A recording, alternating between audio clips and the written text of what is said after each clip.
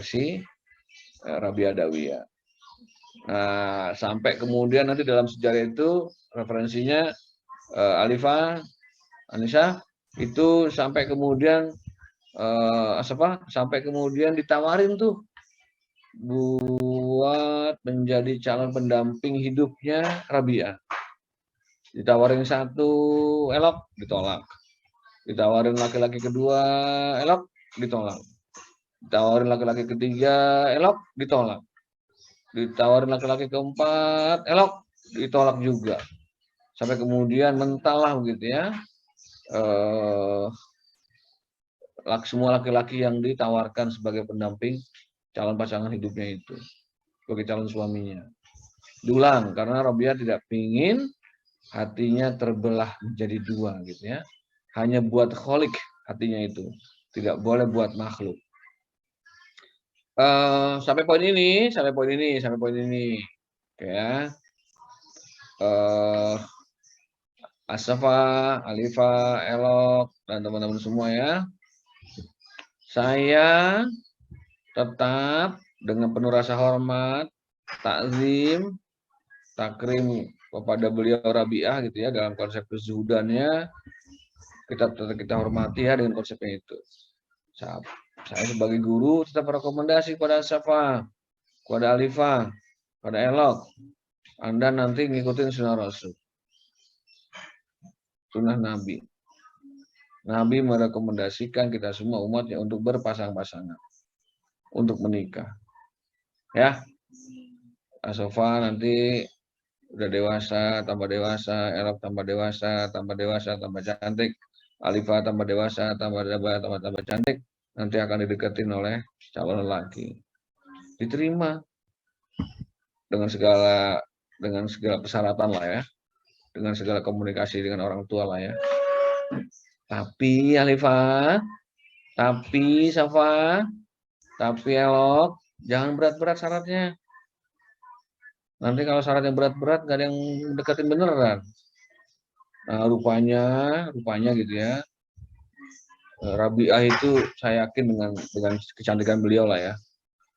Pada zamannya menampilkan syarat yang berat sehingga laki-laki deketin jadi nggak mampu gitu. Nanti syaratnya berat apa ya? Anda baca lagi ya. Asafa, Arifah, jangan berat-berat syaratnya. Nanti ujung-ujung aku pengen kayak Rabi'ah aja deh Pak. Loh, nggak gitu. Kemarin kemana aja umur 24? Syaratnya berat banget. 28 masih bertahan dengan syaratnya.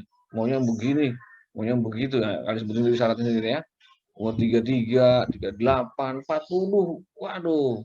45. Waduh. 45 itu temannya Safa, temannya Alifat, temannya Elok. Nanti kalau udah reunian udah bawa anak 3. Kamu belum masih menikah juga, masih gadis, masih perawan tua ya. Umur 50. Seperti bu-guru IC sekarang yang 50-an yang usianya mama kamu lah sampai 45 ke 50. Umur 50 belum menikah juga, ngikutin Rabi'ah. Udah deh, hatiku hanya buat Allah saja. Ya sudah, itu pilihan Anda gitu ya. Baru 50 baru Rabi'ah disebut. Kemarin kemana aja umur 24 itu. Ya begitulah hidup kali ya. Saran saya untuk tidak berat-berat dalam hal menghadirkan syarat. Elak paham? Paham, Pak. Ya. Nah sekalian, kata Rasulullah, rekomendasi dalam konteks ini ya, menikah, yang saya rekomendasiin juga buat murid-murid saya kalian semua, Rasulullah mensupport hambanya untuk rekomendasi untuk menikah ya. Tentu dengan pilihan Anda sendiri ya. Tidak kemudian memakai konsep Rabi'ah. Sekarang saya balik, Alifah, Asyafa, bahwa lelaki yang kamu cintai itu nanti, maka dia akan mengajak lebih dekat kepada cinta pada Tuhan, pada Allah. Gitu Alifah. Siapapun yang menjadi pendamping saya, maka dia akan menjadi pendamping untuk mendekatkan diri saya kepada Allah Subhanahu wa taala bersama-sama. Begitu Alifah ya. Asyafa paham? Ya, sekarang saya balik ke begitu bahwa kita nggak akan selevel Rabi'ah. Kita akan masuk ke jalan sunnah Rasulullah. Oh kalau begitu kita pakai bahwa siapapun akan menjadi pendamping saya, membuat cinta saya kepada Allah semakin mantap. Bersama-sama dengan si ikhwan itu, Safa, bersama-sama dengan suaminya Alifa ya, bersama-sama dengan suaminya Elok ya. Nanti semua kalian semua itu menjadi punya pendamping masing-masing. Sip, itu yang pertama. Yang kedua, dalam konsep Rabi'ah itu ada satu kisah. Asafa, Alifa dicari. Kisah tentang obor dan ember berisi air. Obor dengan api menyala, ember berisi air. Nanti ada kisah sangat melekat kepada Rabi'ah. Satu hari Rabi'ah keliling kota Basrah, membawa ember berisi air dan obor dengan api menyala. Dia keliling kota, kemudian tanya sama tetangganya, sama masyarakatnya, sama warganya. Rabi'ah, ngapain lu bawa ember sama obor? Sono kemari bawa-bawa. Alifah sudah ketemu? Asafah? Ternyata Rabi'ah punya konsep yang luar biasa dengan obor sama api itu. Nah, nanti kita baca dulu sebentar. Kalau Republika mungkin ada kali ya, di Republika itu ada. Seperti kelas kemarin. Asafah dapat? Kalau ada, ya kalau dapat ini di closing dulu, ditampilkan yang Republika itu. Silakan. Ini closing dulu.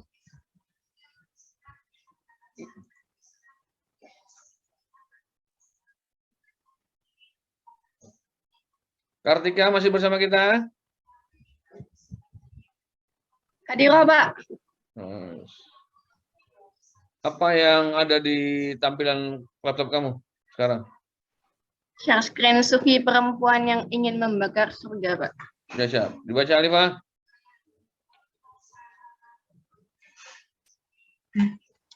Dari mana, Pak? Dari judul aja. Apa? Dari atas. Oh ya. Kecintaan Rabi'atul Adawiyah pada Allah Subhanahu wa taala membuatnya kian dekat dari waktu ke waktu. Dikisahkan bahwa suatu siang Rabi'ah al-Adawiyah tengah berjalan di kota Baghdad sambil menenteng air dan memegangi obor di tangan kirinya. Seseorang pun bertanya kepada beliau hendak dikemanakan air dan obor tersebut. Rabi'ah al-Adawiyah pun menjawab, "Aku hendak membakar surga dengan obor dan memadamkan neraka dengan air ini, agar orang tidak lagi mengharapkan surga dan menakutkan neraka dalam ibadahnya." Keikhlasan ibadah Rabi'ah al-Adawiyah merupakan bukti bahwa jiwanya tenang dan nyaman. Tak ada yang perlu ditakutkan dan tak ada yang perlu dirisaukan atas ibadah yang dilakukan. Mencintai Allah baginya adalah dengan mencintai Sang Maha Segalanya, menjalankan perintahnya, dan terus mendekat kepadanya. Udah.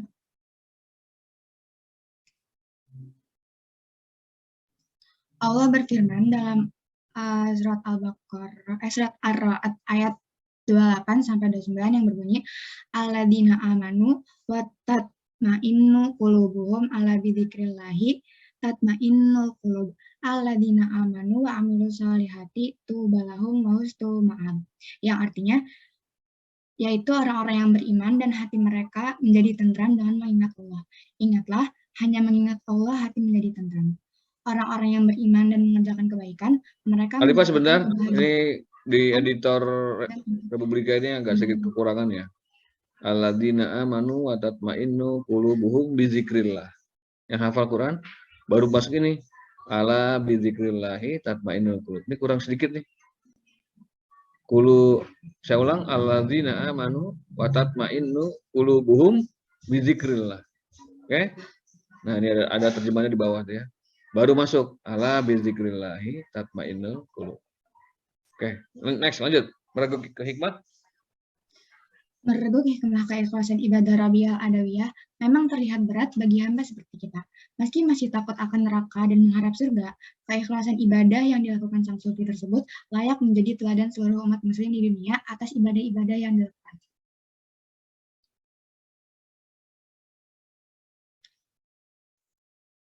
Oke, Alifah. Nah, ini kita dapat literatur ya. Saya mau bilang ini literatur sejarah dari seorang tokoh tadi yang namanya Rabi'ah Adawiyah itu.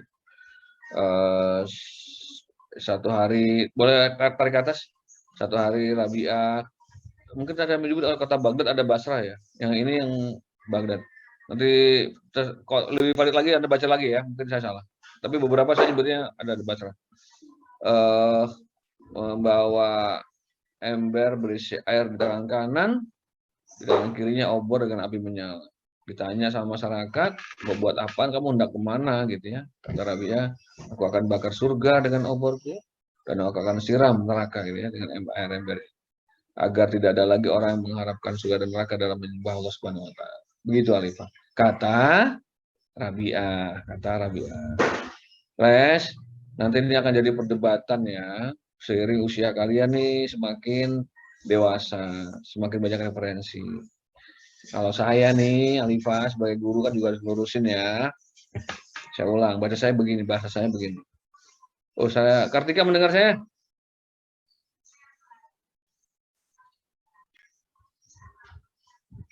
Tuh, mana Kartika? Menghilang. Siapa yang belum disebut? Arab sudah, Mulai sudah, Najwa sudah, Sabika sudah, yang perempuannya. Yang laki, yang perempuan udah semua. Farel? Ya, Pak. Ya, saya. Farel merespon, memberi komentar perihal dengan Rabi'ah. Tetap saya perlu dengan rasa hormat ya pada beliau. Saya pengen memberikan respon seperti tadi yang pertama tadi ya, konsep menikah itu sekarang dengan konsep ibadah ini, dengan apa yang diajarkan oleh Rasulullah SAW. Nabi Muhammad kan ngajarin tuh dengan doa, Robbana atina fid dunya hasanah wa fil akhirati hasanah. Farel, apa ujungannya? Makin ada benar. Makin ada benar. Apa artinya? Tahu, Pak. Wakina ada benar. Apa artinya?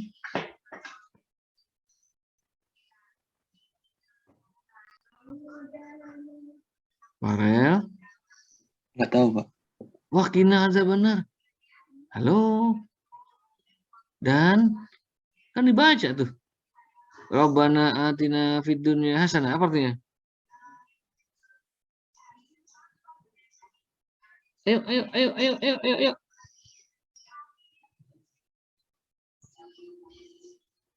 Farel. Wa fil akhirati hasanah. Waqina adzabannar. Waqina adzabannar. Apa artinya Farel? Dan lindungilah kami adzabannar dari Neraka. api neraka, azab neraka. Bisanya Farelnya? Waqina adzabannar. Nah, itu kan minta dilindungi dari api neraka ya. Oke, yang kedua, saya beberapa momen baca di Muqaddimah. Allahumma antas salam wa minkas salam wa ilaika ya'udus salam fahayyina rabbana bisalam. Apa lanjutannya Farel? Oh, Pak, bisa diulangi. Allahumma antas salam wa minkas salam wa ilaika ya'udus salam fahayyina rabbana bisalam. Sambungannya?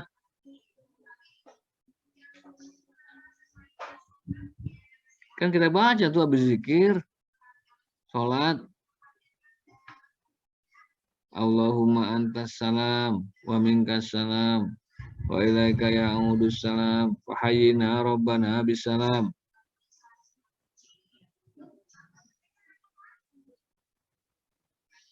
Farel?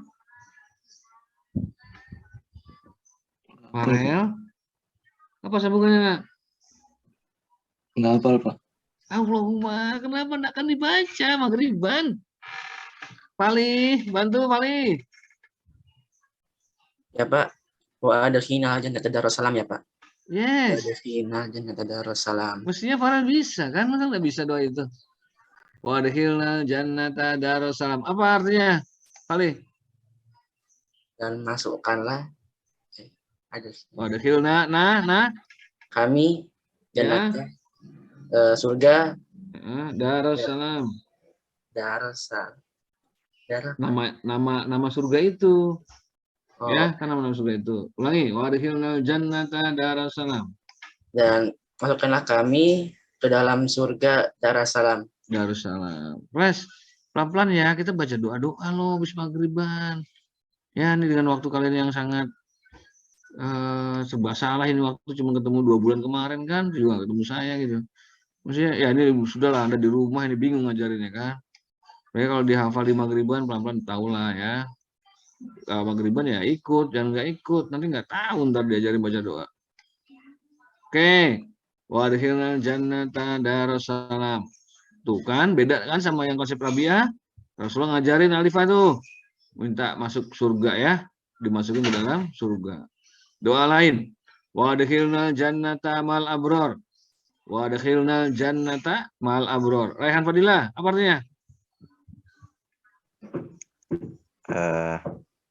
Masukkan Wadkhilnal jannata ma'al abror. Yuk, masukkanlah kami ke surga dengan abror apa, Pak? abror. Abror teman kamu tuh, abror. Jadi orang nama orangnya orang-orang yang baik. Bersama orang-orang yang berbuat kebajikan. Sama orang-orang baik. Ya Allah, wadkhilnal jannata ma'al abror. Masukkanlah kami ke dalam surga bersama orang-orang yang baik. Kelas, doa-doa itu minimal 3 ya, nanti dikurang banyak lagi.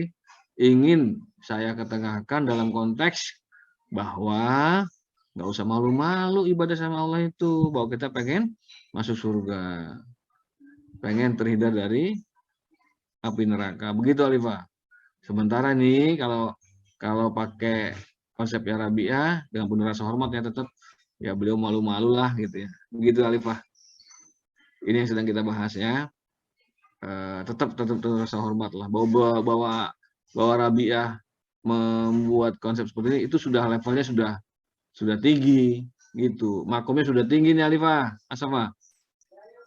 Bahwa ada makom-makom tingkatan-tingkatan orang yang beda-beda lah kayak begitu. Nah, beliau sudah nggak level untuk ngurusin pengen surga neraka. Beliau pengen ketemu Allah saja begitu Alifah. Nah, kita belum sampai gitu Alifah. Kita masih urusan surga neraka. Oke, next. Asafah Alifah, cari lagi di plus. Lirik lagu musisi Chrisye sama Ahmad Dhani tentang lagu surga neraka. Tadi apa Pak? Lirik lagu Chrisye fit Ahmad Dhani tentang surga dan neraka.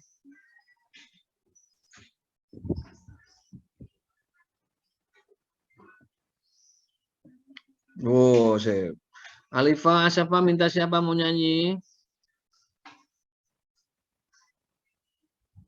Bapak aja Pak yang nunjuk Pak. Oh, jangan saya. Nanti kalau saya yang nyanyi, angkasa menggelegar langsung hujan turun deras. Teman kamu aja siapa?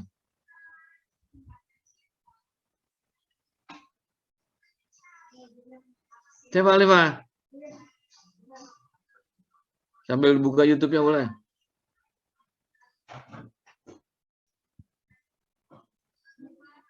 Siapa Alifah? Siapa? Yang kamu tunjuk? Yang sudah sering nyanyi di GSG atau di kamar mandi gedung J, gedung I, gedung Z? Siapa Alifah?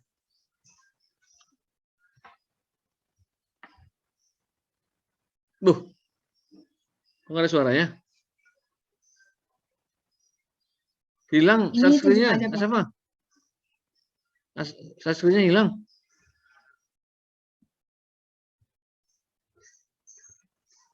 Ya, boleh diklik. Siapa yang kamu minta suruh nyanyi? Sebagai karaoke. Ya, diklik.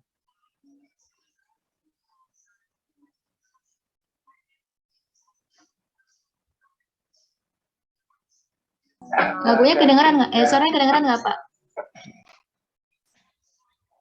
Sekarang hilang.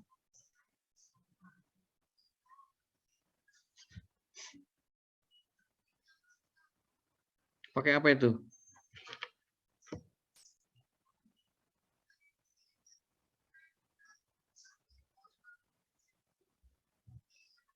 Bisa dibantu temannya agar suaranya keluar.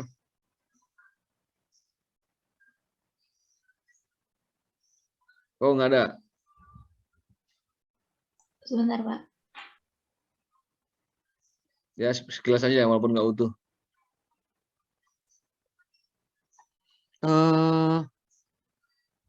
Sambil dipersiapkan. Alifah, saya sampai jam berapa ini? Sebentar Pak, saya lihat jadwal dulu.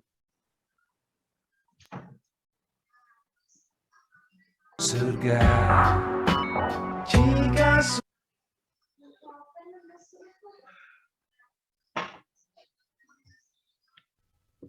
Sekarang jam 10. apakah kita semua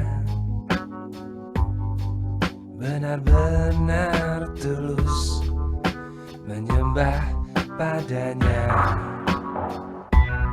atau mungkin kita hanya takut pada neraka dan inginkan surga? Jika surga dan neraka tak pernah ada, masihkah kau bersujud kepadanya?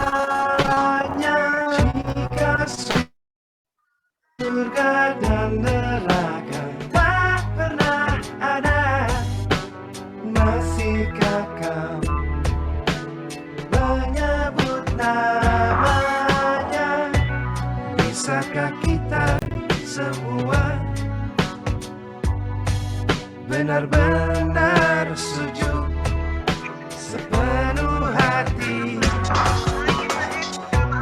Karena sungguh memang dia memang pantas disembah, memang pantas dipuja.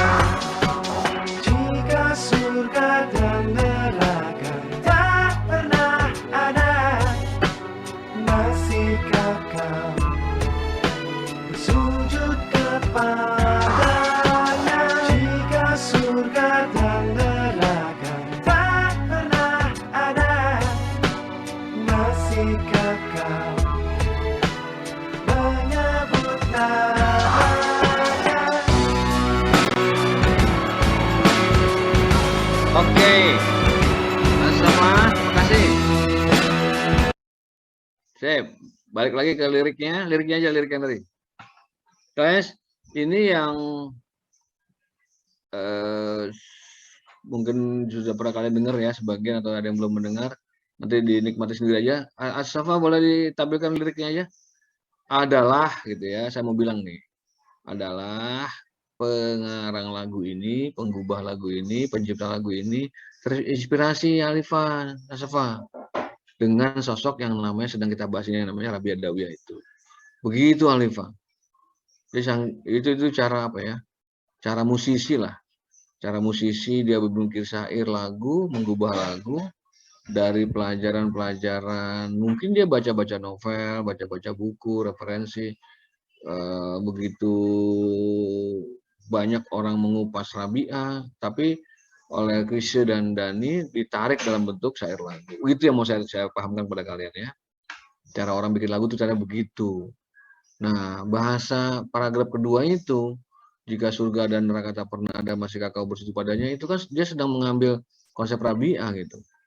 Rabi'ah tadi ya, kita bahas di awal bahwa beliau itu ingin membakar surga dan neraka gitu. Tapi kan kalau ini kan bahasanya nggak dibakar sama Ahmad Dhani ya, nggak ada kata-kata bakarnya, cuma diganti dengan bahasa pertanyaan retoris, masihkah kau bersujud kepadanya. Nah buat kita ini Alifah, Safa, dengan konsep mahabanya Rabi Adawiyah, coba kita tarik ya, bahwa kita ibadah kepada Allah itu liwajhillah,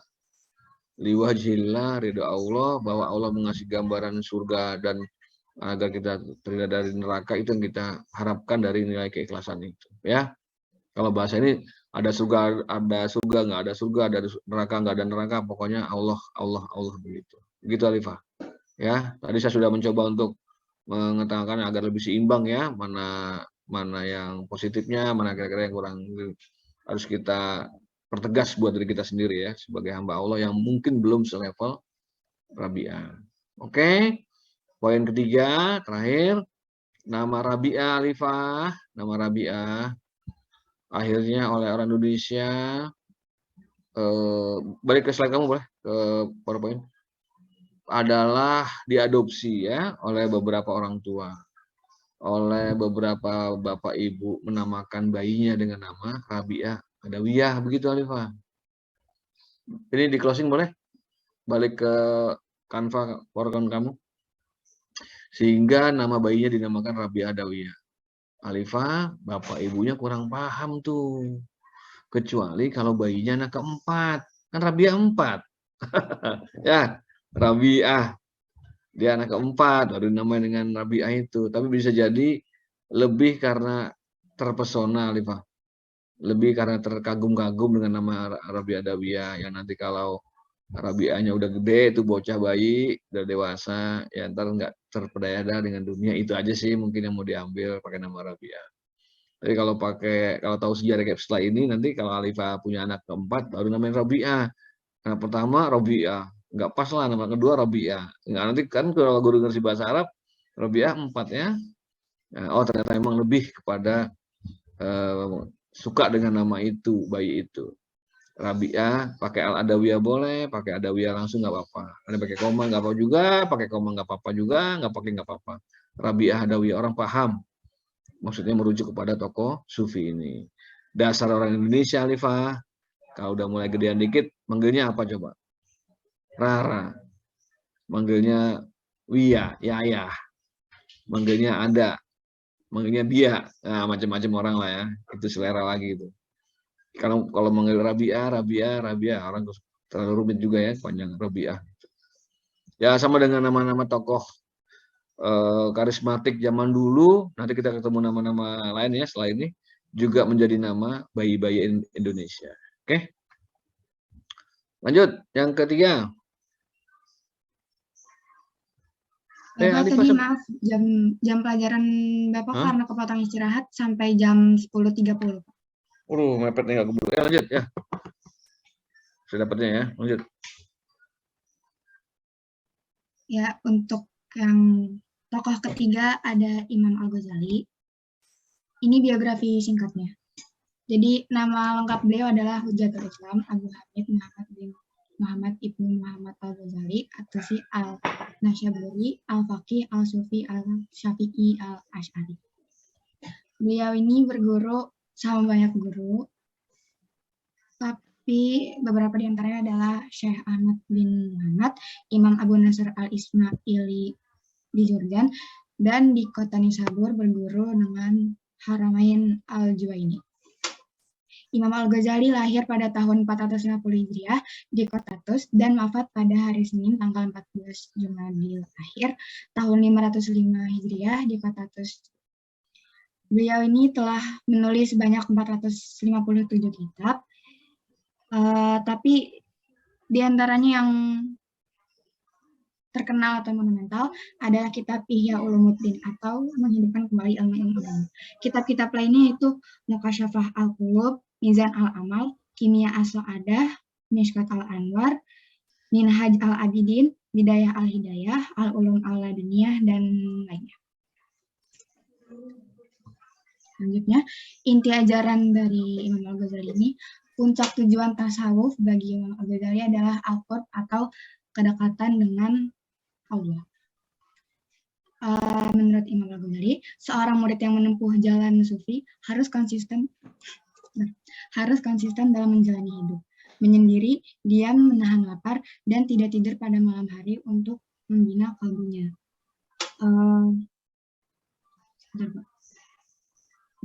Manfaat hidup menyendiri adalah mengosongkan kalbu dan pesona duniawi. Diam adalah untuk menyuburkan akal budi, membangkitkan rendah hati, dan mendekatkan ketakwaan.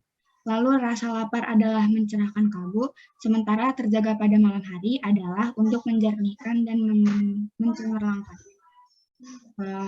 Oleh para ahli, corak tasawuf yang diamalkan oleh Al-Ghazali termasuk pada kategori tasawuf akhlaki, yaitu tasawuf yang mengedepankan kepada perbaikan budi pekerti atau moral. Imam Al-Ghazali juga membedakan tasawuf sebagai ilmu muamalat atau keadaan-keadaan hati ahwal qalb dan ilmu mukasyafah atau pengetahuan tentang Allah dan sifat-sifatnya. Dalam salah satu kitabnya, beliau menyebut 8 maqam sufi, yaitu taubat, sabar, syukur, berharap, takut atau khauf, zuhud, tawakal, dan juga cinta. Lalu menurut Imam Al-Ghazali, perjalanan menuju puncak itu dinamakan suluk. Salik atau orang yang menempuh suluk akan sukses bila hatinya mempunyai kemauan yang ditandai dengan usaha meningkatkan tabir. Tabir yang dimaksud di sini adalah harta, kehormatan, taklid atau fanatisme, aliran, dan maksiat. Jadi tabir-tabir yang melindungi adalah jika dilakukan seorang salik akan sukses mencapai suluk. Lalu dalam mencapai suluk ini, seorang salik membutuhkan seorang guru yang menuntunnya dan butuh zawiyah atau tempat mengkonsentrasikan hati.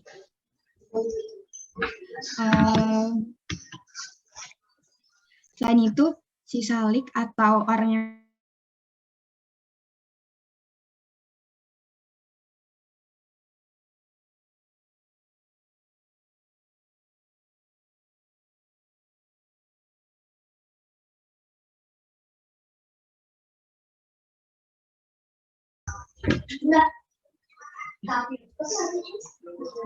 lalu ini ada kutipan dari Imam Al-Ghazali yang menjelaskan tingkatan tauhid tertinggi, bahwa dia tidak melihat dalam yang wujud kecuali rasa, yaitu syuhud atau kesaksian batin. Orang-orang sidik, para sufi menamakannya dengan fana dalam tauhid karena dia tidak melihat kecuali yang esa. Dia juga tidak melihat dirinya. Apabila dia tidak melihat dirinya karena tenggelam dalam pandangan tauhid, maka dia fana dan dirinya sendiri dalam pandangan tauhidnya dengan pengertian bahwa dia fana dan melihat dirinya dan segala makhluk. Nah, mungkin bisa dilanjut oleh Bapak Awahi. Ada yang mau dijelaskan dengan gambar ini? Alifah, Asyafa? Ini apa ini? Kali ada mau diterangin? Sudah Enggak, Pak, bukan. ini Kirain ada yang mau dijelaskan. Mas, ini sama dengan beberapa nama-nama orang Indonesia ya, beberapa pakai nama ini. Jadi saya mau bilang tokoh-tokoh karismatik ini ada yang dijadikan nama lembaga ya, dijadikan nama orang. Wah, dan saya kalau dalam ngomongin tasawuf itu gampang untuk menyebut nama Ahmad Dhani, Alifah. Sebentar, saya ganti namanya. Kuncoro, Jackson. Iya, Pak. Kamu kenal nama anaknya Ahmad Dhani? Saya kenal, Pak. Coba disebutin. LL gitu, Pak. Yang keras? Siapa aja? Ada berapa? LL gitu, Pak. Terus? Saya tahu itu, Bang. Itu doang. Ada yang tahu lagi yang lain? Siapa? Nabil Rafi? Jackson? Siapa namanya Ahmad Dhani? Oh, nggak kenal ya. Saya nggak pernah main ke rumahnya, Pak. Handika?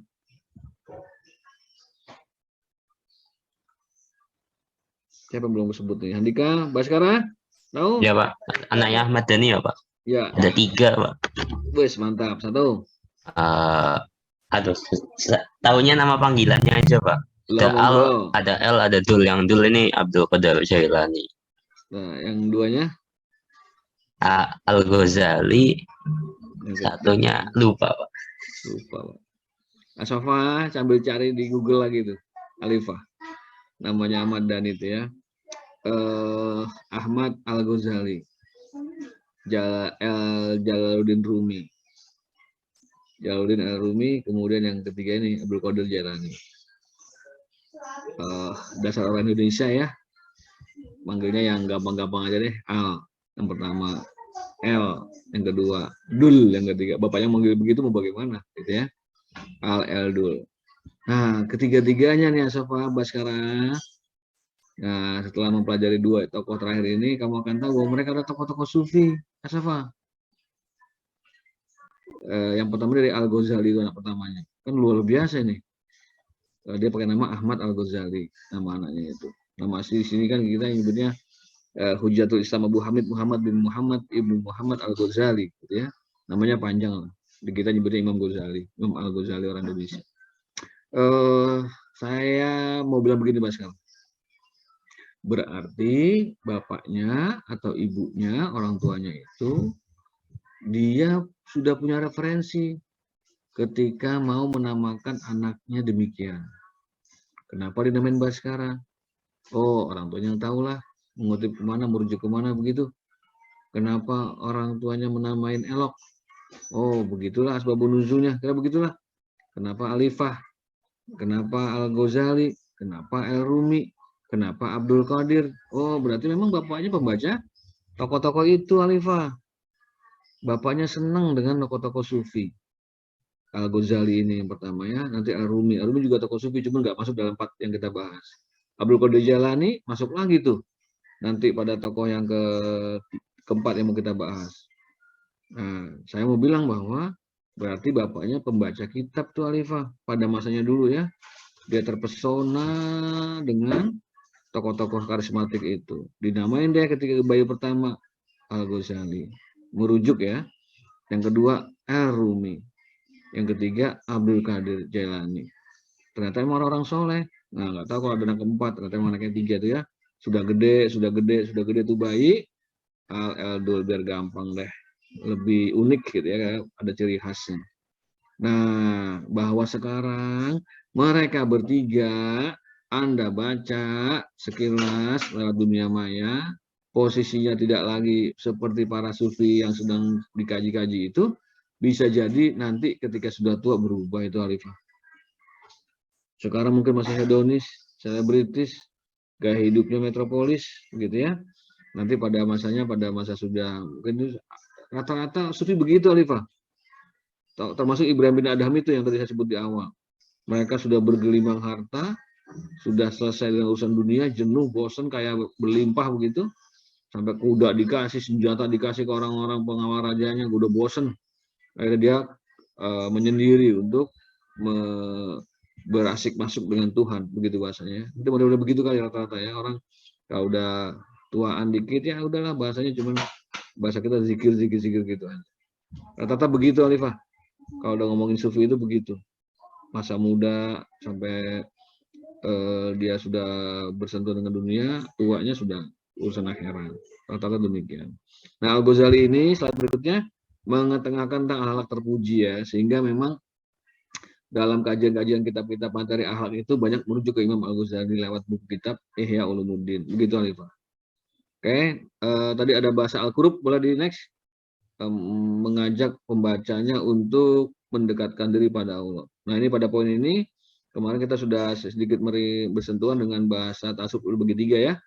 Tasawuf akhlaki, tasawuf amali, sama tasawuf falsafi.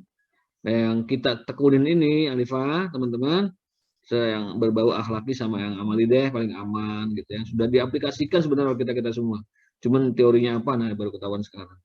Kalau yang falsafi yang rumit ya, nanti bersentuhan dengan nama-nama tokoh-tokoh tertentu yang luar biasa, agak sedikit ngeri-ngeri sedap ya, bersatu dengan Tuhan, itu mungkin agak berat. Oke, lanjut yang keempat, waktu terbatas. Terakhir.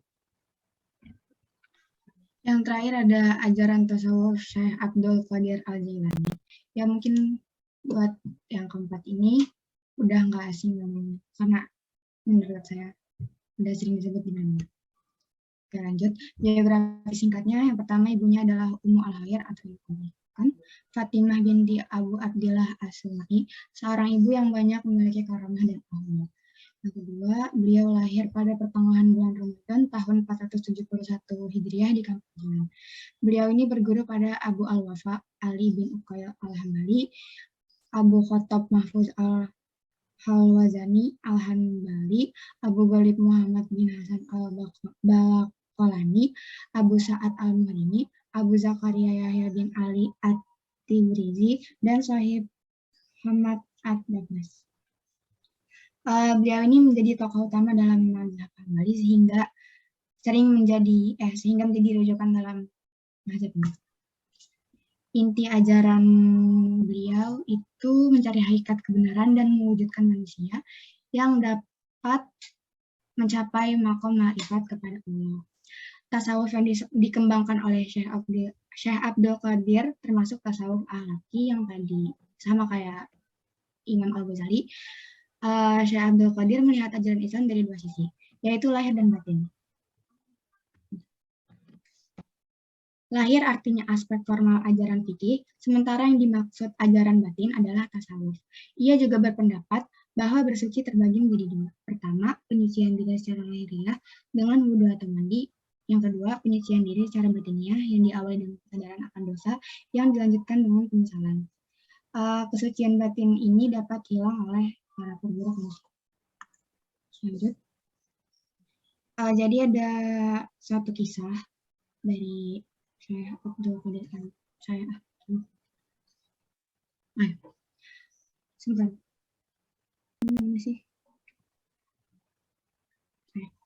Pada suatu saat, Syekh Abdul Qadir melihat seberkas cahaya berkilau menerangi ufuk langit.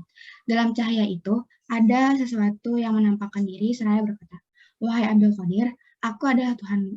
Sungguh, telah aku halalkan bagimu segala yang diharamkan." Lalu Syekh Abdul Qadir berimbang kepada Allah dari syaitan yang terkutuk dan menyeru kepada suara tadi dengan ucapan, "Menyalalah dariku, wahai makhluk terkutuk." Seketika itu, cahaya yang tadi berubah menjadi gelap menyerupai asap, lalu bersuara keras, "Wahai Abdul Qadir, engkau selamat dari tipu dayaku. Sebab ilmumu tentang hukum-hukum Tuhanmu dan sebab pemahamanmu tentang kedudukanmu. Sungguh, aku telah menyesatkan dengan kejadian serupa ini kepada 70 ahli tarekat." Setelah selamat dari tipu daya tersebut, beliau memuji Allah Subhanahu wa Ta'ala dengan mengucapkan, "Anugerah dan keselamatan hanya karena Tuhan." Syekh Abdul Qadir ditanya, "Bagaimana Anda bisa tahu bahwa cahaya itu adalah setan?" Kemudian dia pun menjawab dari ucapannya, yaitu, "Telah aku halalkan bagimu segala yang diharamkan. Karena Allah tidak akan pernah memerintahkan manusia untuk berbuat jahat."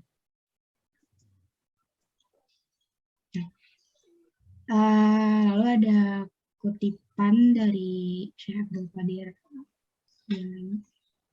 "Setiap hakikat yang tidak berpijak kepada syariat adalah kezindikan.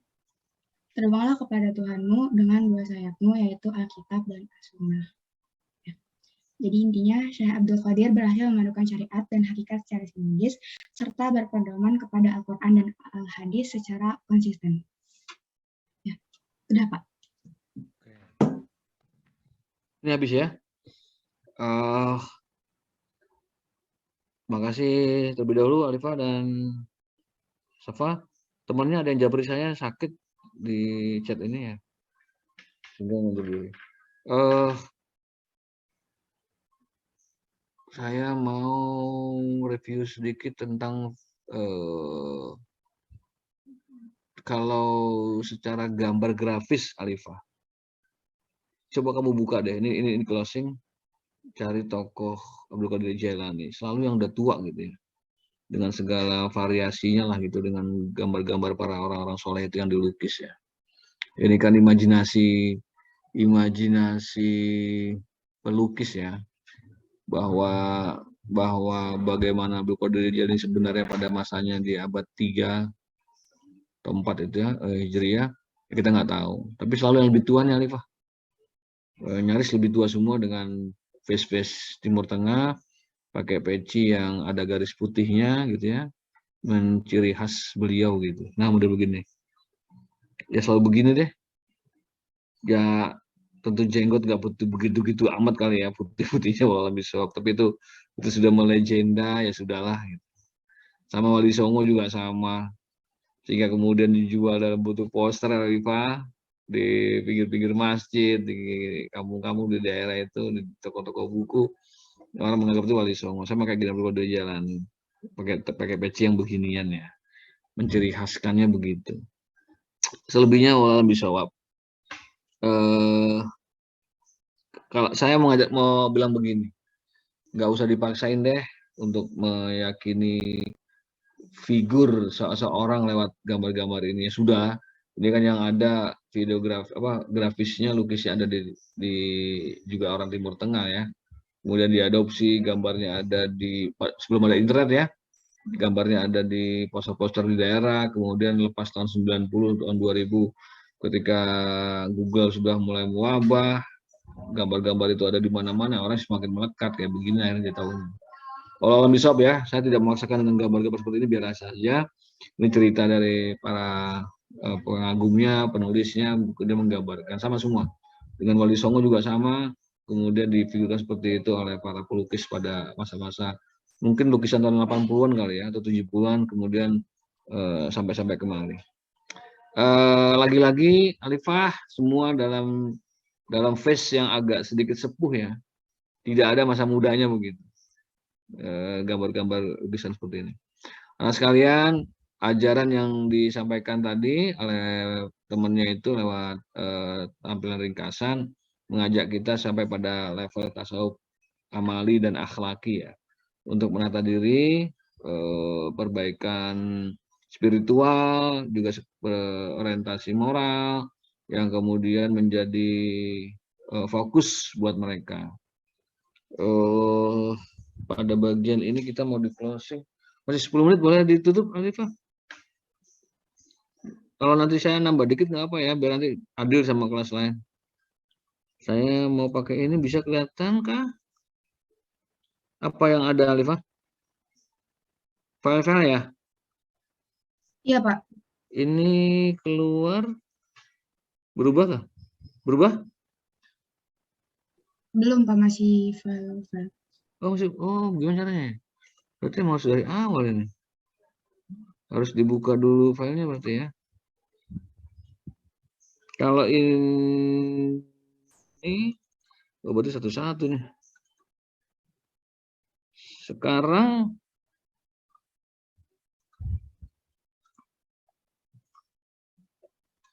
ini kelihatan? Sudah terlihat, Pak. Ya. Kelas ini tulisan saya ada di buku. Mungkin nanti kalian perbaiki lagi ya kalimatnya. Para tokoh ini yang tasawuf falsafi, kalian hafal namanya sama ajarannya ya. Ibnu Arabi konsepnya tentang wahdatul wujud. Abu Yazid Al-Bustami tentang ittihad. Al-Halas tentang hulul. Oke ya. Nanti kalau kurang tepat merujuk ke bukunya ya, dicocokkan kembali. Rabi Adawiyah tentang mahabbah. Yang zuhud ada Imam Sauri, Hasan Basri, Said bin Sayyab, Ibrahim bin Adham, Dunun Al-Misri. Oke. Sudah bisa berubah lagi? Ini apa? Berubah? Berubah, Pak. Ya, ini salah satu buku yang saya pinjam dari Pak Oji waktu dulu ya, pernah pinjam saya. Orang kalau nggak sanggup belajar tasawuf, Alifah, yang urusan tasawuf falsafi, ini bisa stres. Kayak begini nih. Ya, kalau buat kalian, kalau nanti suka silakan dilanjut, nggak suka ya minggir aja gitu. Ini sudah berubah lagi? Sudah, Pak. Nah, ini mirip dengan yang kemarin saya kasih gambar bulat merah-merah itu ya, warna-warni. Kalau ini di papan tulis jadi hitam semua. Ini juga sama, cuma saya kasih warna merah Nabi, spidol merah doang ya. Ini catatan masih ada di buku. Ini sudah berubah? Sudah, Pak. Nah, ini gede dikit.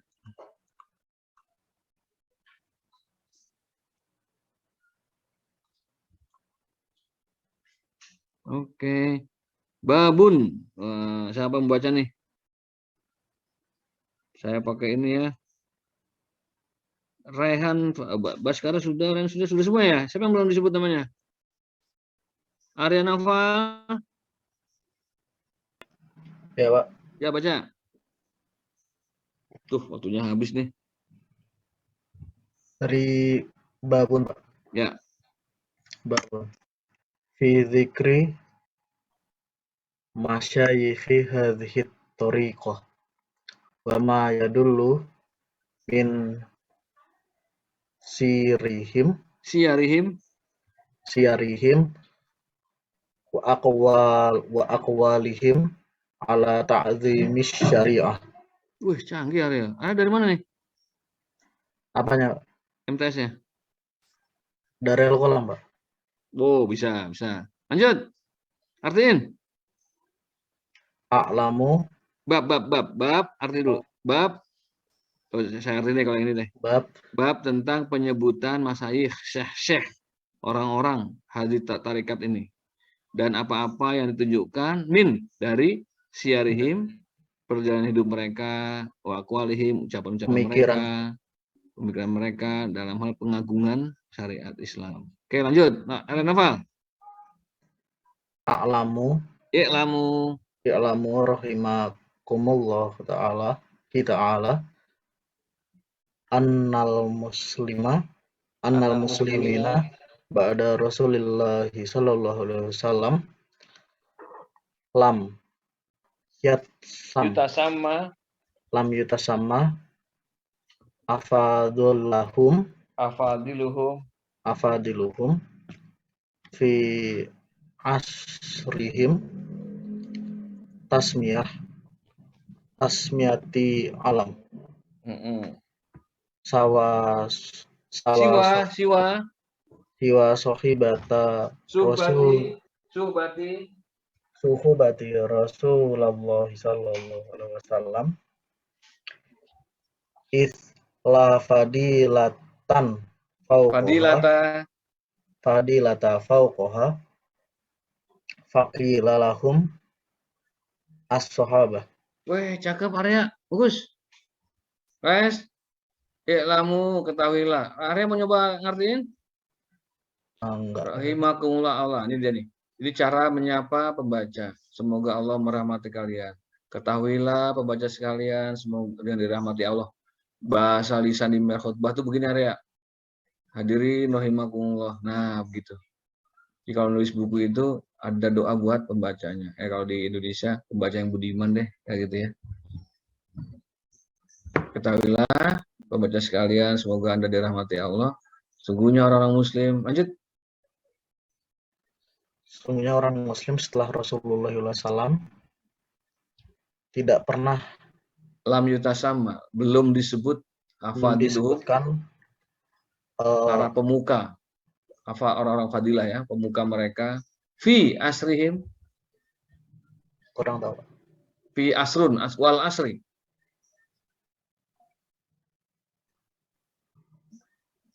Apa wal asri? Asar, apa asar? Ajar. Asar.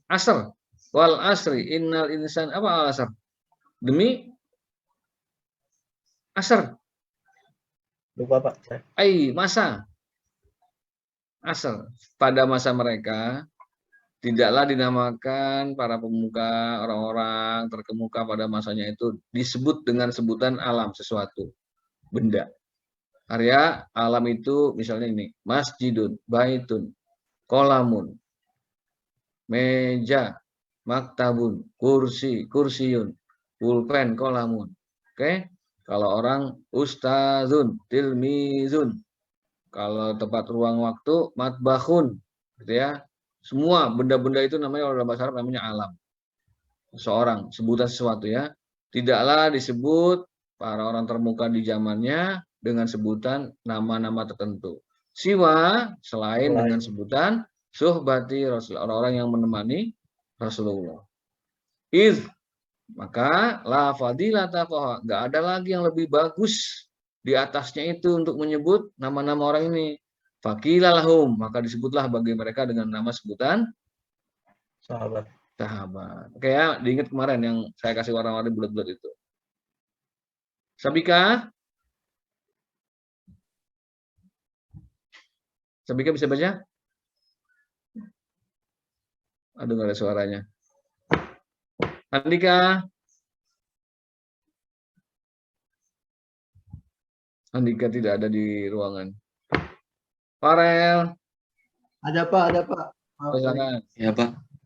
Farel, Andika dulu. Kelas nambah nggak apa ya? Siapa? Saya izin dulu nih sama tua kelas. Boleh nambah nggak nih? Kalau nggak nambah off.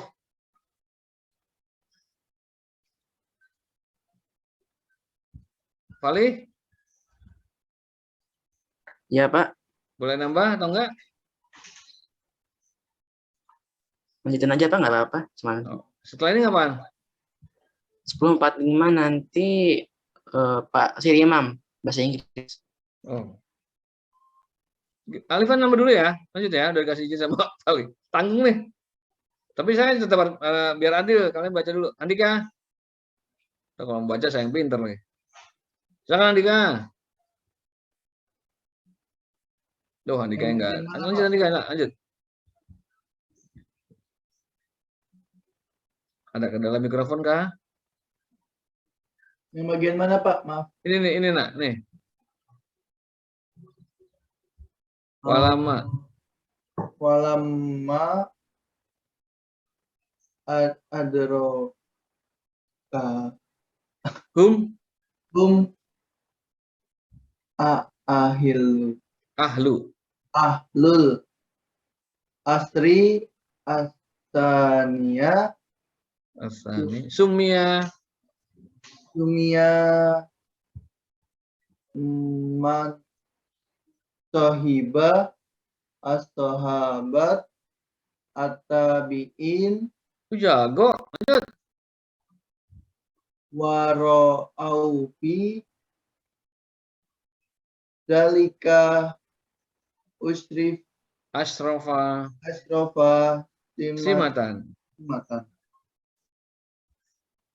tumma kila lamina liman ba'ida Ba'dahum. dahum at Atba'u. ba'dahum atiba Atba'ut. ma'mu Tabi'in. atabiin. Sebentar. Dek. Ada tamu depan. Kemudian Andika saya bantu. Kemudian orang-orang abad kedua menjumpai mereka. Ya, menjumpai para sahabat tadi itu yang ini Andika. Maka sumia dinamakanlah. Man sohibas sahabat, siapa yang menemani sahabat, ditemui oleh sahabat, disebut dengan nama Andika? Tabiin Pak. Tabiin. Nah, sejarawan gitu ya memandang mereka itu fi dzalika, untuk mereka mau menilai bahwa itulah sebaik-baik sebutan. Simatan. Jadi sematan dari bahasa Indonesia ya. Sebaik-baik sematan, sebaik-baik penyebutan. Sumakila liman ba'dahum, kemudian dinamakan bagi orang sesudah mereka tabiin dengan nama satu tabiut tabiin. Kalau dua tabiat tabiin, kalau banyak atbaut tabiin. Maka bahasa kita sahabat, para tabiin, tabiut tabiin, waman tabi'ahum bi ihsan ila yaumil qiyamah. Begitu kalau dulu buat ya.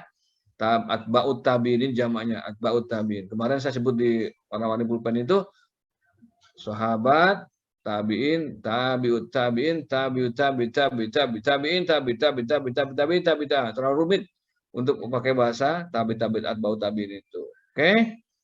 Terakhir, dikit lagi habis. Kuncoro. Ya Pak. Nih. Bismillahirrahmanirrahim. Summa ikhtilafun nasi watabayana al-muratib faqila li khawasin nas mimman lahum syiddatan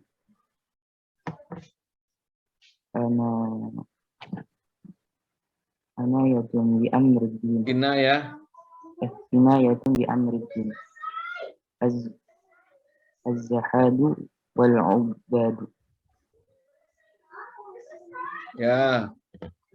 Kemudian manusia, orang-orang bermacam-macam. Ya. Berbeda-beda. Wa tabayanatil maratib, martabatun martabatani maratibu. Mulailah tingkatan-tingkatan kelas-kelas manusia itu kelihatan ya. Ada berbagai macam profesi, berbagai macam jenis orang, berbagai macam jenis tingkatan kekayaan, kemiskinan, macam-macam ya. Bagaimana mereka dekat ke raja, bagaimana mereka menjauh, bagaimana mereka ibadah, macam-macamnya. Ikhtalafan nas, tabayanatil maratib, martabatun. Nah, kalau Anda nanti sore ketemu kue yang berlapis, bertingkat-tingkat, dikasih tepung, dikasih ragi, dikasih gula, dikasih mesis, dikasih selai-selai. Itu namanya kue yang bertingkat, kue martabat ya. Kue dari bahasa Arab, martabat. Nanti Buncoro beli sendiri sore. Fakilah, maka dinamakanlah. Untuk orang-orang tertentu, khusus orang tertentu, yang mana mereka punya lahum, syiddatu, fokus, inayah, sangat keras, sangat berat, sangat banyak gitu ya, untuk menolong urusan agama, disebut dengan nama bahasa zuhad, disebut dengan kosakata ubad. Zahidun satu, zahidani zuhadun. Abidun satu, abidani ubad. Ya, untuk menyebut orang-orang yang pengen fokus ibadah doang sama Allah. Oh, ini muncul nama zahid-zahid, abid-abid. Ya, kemarin saya kasih bulat-bulat. Saya sebut. Summa zaharatil bid'ah wa hasalat tada'i bainal firaqi. Kemudian terjadilah fenomena urusan-urusan beragama yang baru ya, bid'ah-bid'ah yang baru. Hasalat tada'i, terjadilah pertikaian, perselisihan pendapat, pertentangan, perdebatan bainal firaq, antar firqah-firqah. Fakullu fariqin, setiap firqah idda'au anna fihim zuhadan. Setiap firqah, setiap kelompok, setiap komunitas mengklaim, Buncoro, idda'au, ngaku-ngaku, ya, ngakuin anna fihim, dalam komunitas mereka, firqah mereka, jamaah mereka, ada zuhadannya, ada zahidnya. Kalau bahasa sekarang, ada habibnya, ada ustadznya, ada kiainya. Nah, faroda akhwasu ahli sunnah al-mura'una anfasahum Allah ta'ala al-hafidhuna qulubahum an tawarikil ghaflah bismi tasawuf. Maka terpisahlah untuk menyebut sekelompok orang dari Ahlus Sunnah yang mana mereka fokus dirinya hanya buat Allah semata. Al-hafidhuna, menjaga hati mereka dari jalan-jalan yang bisa membuat lalai dengan nama at-tasawuf. Jadi ketika ini muncul berbagai macam perkara baru, terjadi pertikaian pendapat, masing-masing kelompok kemudian ada zahid-zahidnya, pun demikian di Ahlus Sunnah gitu ya, yang nanti dari jalur ngikutin sahabat, tabiin yang benar begitu, sampai kemudian mereka fokus hanya buat ibadah sama Allah saja. Nah, mereka dinamakan dengan kosakata baru at-tasawuf itu. Wastuhiro hadal ismu. Nama ini ustuhiro, terkenal, famous. Lihaulal akabir, untuk menyebut para petinggi-petinggi tadi ya, ulama-ulama tertentu itu. Kapan? Qoblal mi'ataini minal hijrah. Sebelum 200-an hijrah. Berarti mulai abad 2 hijrah ya. Jadi kalau ditanya kapan mulai populer tasawuf berkembang, jawabannya 2 hijriah. Mulailah terkenal penyebutan nama ini dengan gelar at-tasawuf pada periode 200-an hijrah. Oke, nanti ini yang sesudahnya ini untuk menyebut beberapa tokoh ya. Faminhum, nah ini dia tadi saya sebut. Abu Ishaq Ibrahim bin Adham. Ya, nanti ini mungkin sekedar nama aja ya, kita nggak bisa membacanya. Waktunya sangat terbatas. Class, ini ada kosakata ini nih. Saya sapa lagi terakhir. Najla, masih bersama kita? Masih, Pak. Apa ini artinya? Ini bacanya apa nih? Al-Ghuflah.